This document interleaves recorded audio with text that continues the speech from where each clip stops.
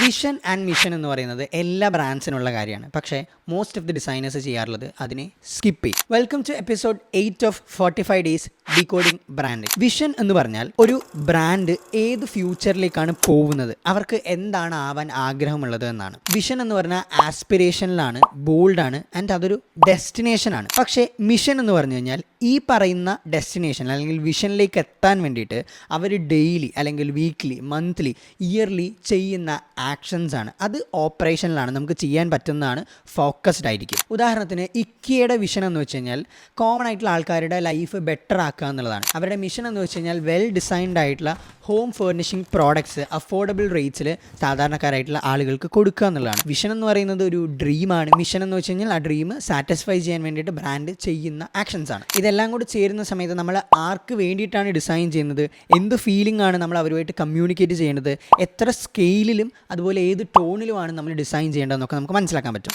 ഇതേപോലെ നിങ്ങൾക്ക് അറിയുന്ന ഫേമസ് ആയിട്ടുള്ള ബ്രാൻഡ്സിന് മിഷൻ ആൻഡ് വിഷൻ എന്താണെന്ന് അറിയുമെങ്കിൽ കമൻറ്റിൽ ടൈപ്പ് ചെയ്യുക. അപ്പോൾ നമുക്ക് അടുത്ത വീഡിയോയിൽ കാണാം.